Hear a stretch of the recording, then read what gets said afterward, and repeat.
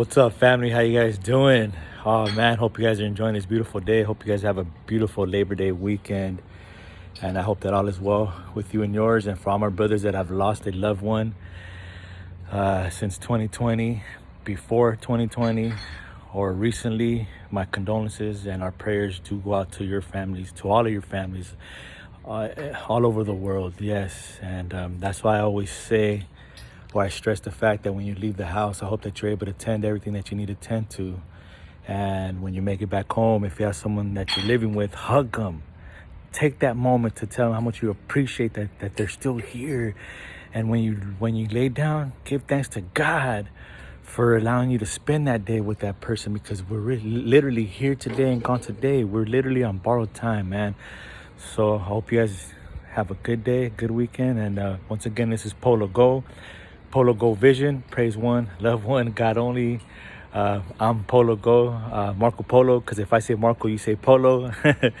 And I embraced that name at the age of 35 when a bunch of incidents happened, when everything came to a halt, when I realized that my way leads to no way, but God's way is the only way. And that is such a beautiful blessing, you guys. Yes. So once again, amazing things are happening in my life, amazing things happening to me and through me, so I could be a blessing to others, just like others have been a blessing to me through others. And I'm going to explain in detail today what do I mean, and I hope you guys enjoy this one. The day that I was reminded that it was not about me, that it's not about me, it never has been, and it never will be. It's actually not about me, it's about we. What I can do to help others is a way better way of life, way of thinking. And in order for me to get to this point, it took a lot of pain. It took a lot of tears, a lot of blood, a lot of sweat, a lot of pain. Oh my goodness, a lot of sacrificing. No sacrifice, no victory without sacrifice. You know what I mean? And man, it's just a beautiful journey that I've been on, and like always, it's all in preparation. Like I always stress to you guys, it's all in preparation. You know what I mean? And how I take what happens, has happened, what's gonna happen, what's happening right now, currently, and what's gonna happen later. How I receive that, what my perspective is on that, will determine my end result. Will I remain in a rut, running amok, stuck like Chuck in mud, in a sewer? Or am I going to take what happens and rise to the occasion like the phoenix, rise from the ashes, or like the prodigal son, and lean on God's understanding? Because God's always waiting for me. He's always waiting for us. It's just us, you know. I didn't always stick by God, but God always stuck by me. Am I going to put God first? Am I going to ask him for some guidance? Am I going to depend on God like he's my refuge, my rock, my fortress, my everything? It's way better that way, you guys. And how did I learn this, you guys? We're going to go back 10 years ago today. 10 years ago today, I had been dropped off by my parents, my family, at this place in San Fernando, California. And I was living there with a bunch of men, brothers that were also hurt and damaged and going through stuff. And from that point on forward, 10 years later, here I am. And because of that, I wasn't abandoned. It was my choices that I was making, which were wrong choices. So what am I going to expect? You know, I was turning my back on my parents and not treating them right. So what was I going to expect? I wasn't taking responsibility. But because of that decision that happened, here I am today. So 10 years later, it's a beautiful process, you guys, but it took a lot. But we'll say back 10 years ago, July and August of 2011, I was diagnosed with diabetes, cirrhosis of the liver, my kidneys, both of my kidneys 6 to 7 times the normal size, and legally blind. So I could either taken that, and my perspective could have been, it's over, I'm done. What am I gonna do now? It's done. Or I could have said, damn, what did I do? Oh my goodness. And take responsibility of everything that I did to cause this and start rebuilding. So currently I'm a work in progress. I'm whipped and I'm in the rebuilding process of my life, stages of my life. And through this rebuilding, I get to help others and bring hope, because that's what I'm on a mission on. I'm on a mission to bring hope to as many people and their families that I can, because we're supposed to live in abundance. And with this abundance, we're supposed to help others live in abundance. And some of the key factors that help me remember this is that my mission is to be healthy and wealthy. Okay, you guys? If I'm healthy mentally, I'm wealthy. If I'm healthy spiritually, I'm wealthy. If I'm healthy physically, I'm wealthy. And that's what I'm talking about when I say healthy and wealthy. The money is a byproduct of the changes that I'm willing to make. Everything that I do, and when I get recognized in public, is for all the sacrifices that I do in private, right? But it's always to glorify God, to glorify God, and to glorify God. So here we go. I'm going to give you guys a brief example. A year ago this weekend, Labor Day weekend, was a day that I was reminded that it's not about me, and that I had to go through everything that I had to go through to actually be here.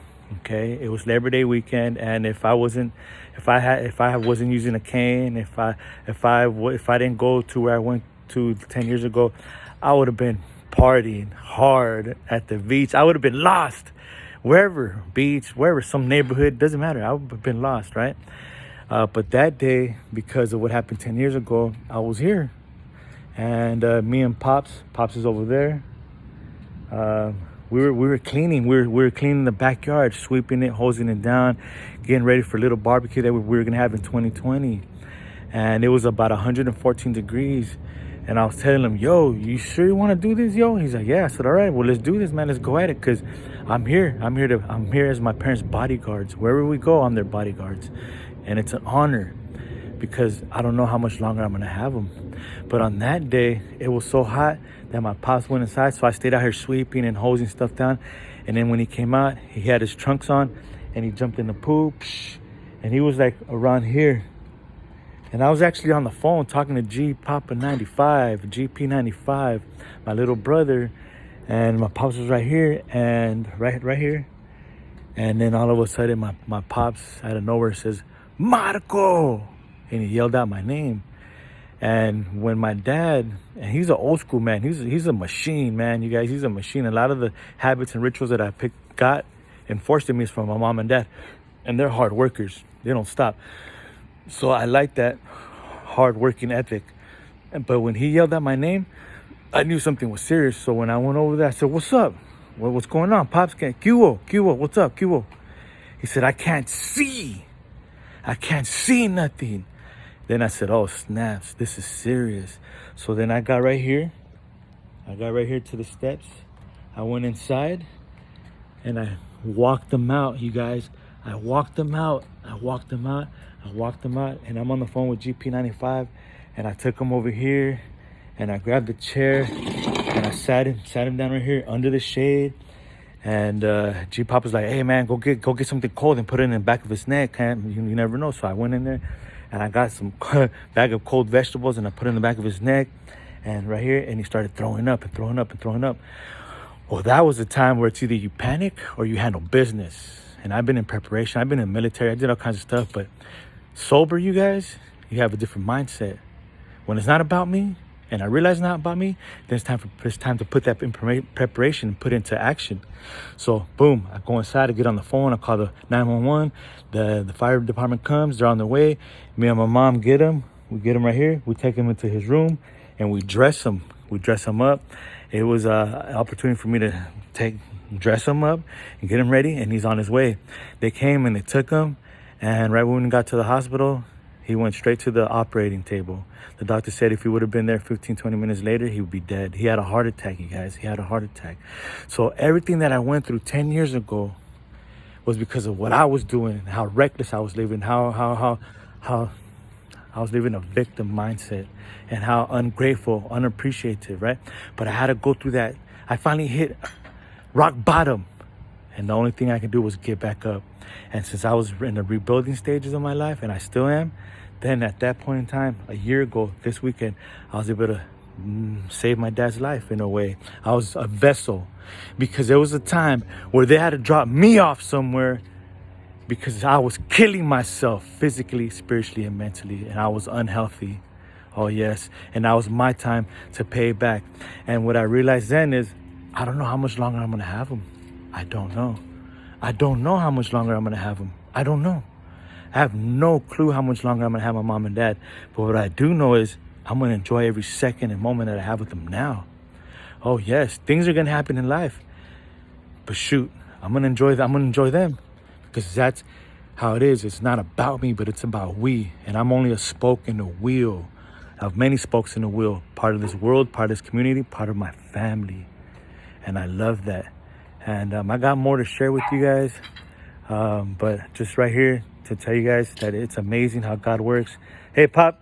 What's up, Baba? Mwah. I love you, Pop. I love you, okay? Thank you. See how hard he is? See how hard he is? He's tough. But you know what? I'd rather have this tough man right here, right now. Knowing that I'll be able to help him out any way that I can. Taking away all excuses.